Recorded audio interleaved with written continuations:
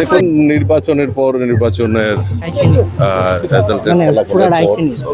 বিভিন্ন জায়গায় হামলা হুজ্জুতি করা হচ্ছে, বাড়িঘর ভাঙচুর করা হয়েছে। তো এখানে কয়েকজন আমাদের সহকর্মী সমর্থকরা এখানে আছেন, তাদেরকে দেখার জন্য আমরা এসেছি এবং তাদের সঙ্গে আলাপ আলোচনা হয়েছে, কথাবার্তা হয়েছে। মাননীয় মুখ্যমন্ত্রীর সঙ্গে কল্যাণীদি এবং আমাদের ভাইস প্রেসিডেন্ট সবার সঙ্গে কথাবার্তা হয়েছে, আলাপ আলোচনা হয়েছে। আমরা ইতিমধ্যেই মাননীয় মুখ্যমন্ত্রী পশ্চিমবাংলার প্রচারে আছেন, উনি হয়তো খুব সম্ভবত আজকে ফিরে আসছেন। আসার পর আমরা আরও উচ্চ পর্যায়ে আমরা বৈঠক করব এবং তারা যাতে বাড়ি ঘরে নিরাপদে যেতে পারে তার যাতে সুব্যবস্থা করা হয় এবং তার ব্যবস্থার জন্য আমরা কথা বলছি এবং আগামী দিন তাদেরকে অবশ্যই বাড়ি ঘরে পাঠানো হবে এবং তারা যাতে নিরাপদে থাকতে পারে তার ব্যবস্থা, ল অ্যান্ড অর্ডার সেটা দেখবেন। মাননীয় মুখ্যমন্ত্রী আশ্বস্ত করেছেন সে ব্যাপারে, ওভার টেলিফোনে আমার সঙ্গেও কথা হয়েছে। তো আমরা চাই তাড়াতাড়ি তারা বাড়িতে ফিরো এবং তাদের যেভাবে তাদের, আমি একটা জিনিস অবাক হলাম যে আজকে থানসা আমরা বলছি, কিন্তু থানসাদের উপর আক্রমণ সংগঠিত করছে। এটা একটা কী ধরনের রাজনৈতিক পরিমণ্ডল তৈরি হয়েছে এবং সেটা আগামী দিন কোন জায়গায় গিয়ে দাঁড়াবে। তো তার থেকে আমাদের বিরত থাকতে হবে এবং সবাই যে আমরা যে এক ত্রিপুরা শ্রেষ্ঠ ত্রিপুরার কথা বলছি, সেখানে সবার মিলিতভাবে, সেখানে জাতি জনজাতি সকল অংশের মানুষের মেলবন্ধনের মাধ্যমেই এই ত্রিপুরাকে সমৃদ্ধশালী করতে হবে, এই স্লোগানকে সামনে দিয়ে আমরা এগিয়ে নিতে চাই। এটাই আমাদের মূল্য। নির্বাচন তো সন্ত্রাসের ফলে কয়টা শেল্টার ক্যাম্প হলো এবং কতজন আশ্রিত রয়েছে সারা রাজ্যে? তা দেখুন, আমি গতকালকে আমি পার্লামেন্টে ছিলাম, গতকালকে আমি ফিরে আমি আমাদের যারা টিম অলরেডি নির্বাচনের পরের থেকেই আমাদের প্রণজিৎ সিংহ রায়, টিঙ্কু রায়, মিনিস্টাররা নেতৃত্ব এবং পার্টির নেতৃত্ব তারাও ঘোরাঘুরি করেছেন বিভিন্ন জায়গায়। আমার কাছে এখন অবধি যেই জায়গায় যেটা খবর রয়েছে, এখনও 5-6 জায়গার মধ্যে রয়েছে।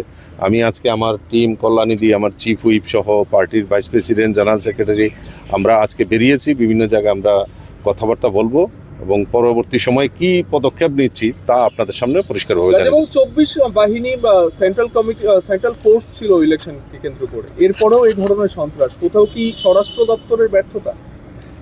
না, ব্যর্থতা তো কোনো ব্যাপার নেই।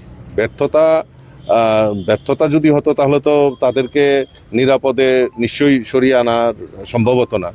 এটা আমাদের ব্যর্থতার কথা আমি বলছি না, কিন্তু আমার যেটা দরকার, নিরাপত্তা ত্রুটি রয়েছে বা এমুক রয়েছে, সেটা বড় জিনিস না। তো এই জায়গাতে ঘটনা কেন ঘটলো সে ব্যাপারেও মাননীয় মুখ্যমন্ত্রী গোচরে আছেন এবং উনি আজকেই সম্ভবত নতুবা কালকে একটা উচ্চ পর্যায়ের বৈঠক সেখানে বসবেন। আমার সঙ্গে একবার টেলিফোনেও কথা হয়েছে, কিছুক্ষণ আগেও কথা হয়েছে। এবং যারা দোষী, যারা এই সমস্ত কাজ করে, তারা তো তারা ত্রিপুরার এবং জনজাতিদের বিকাশ চায় না, এইরকম ভাব নিয়ে তারা তাদের এই সন্ত্রাস সংগঠিত করেছে। প্রত্যেকটা ঘটনার পেছনে কি ত্রিপুরা মথারি হাত রয়েছে? অবভিয়াসলি তারা যেভাবে সন্ত্রাস করেছে, তো এটার পরিণাম কি হবে তারা বুঝতে পারে না। যখন আবার অ্যারেস্ট করা হয় তখন আবার রাস্তা রুকো করে বসে থাকেন।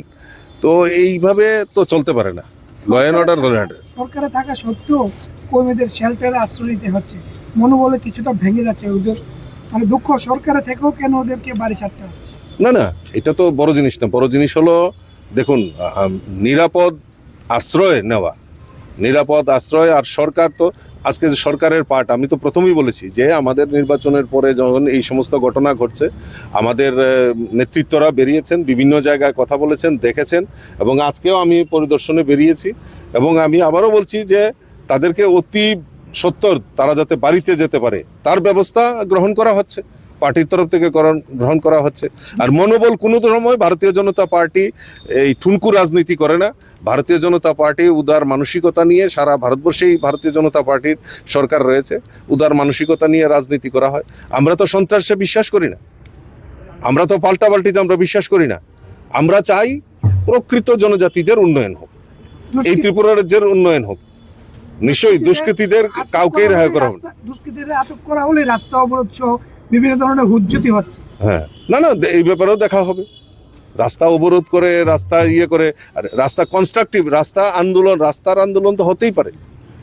আমরাও রাস্তায় আন্দোলন করেছি, তা রাস্তায় আন্দোলন হতে পারে, কিন্তু তার জন্য একটা দোষী যারা অন্যায়কে প্রশ্রয় দেওয়া, তাহলে যারা অন্যায় করে, অন্যায়কে যারা প্রশ্রয় দেয়, তারা সমদোষে দোষী।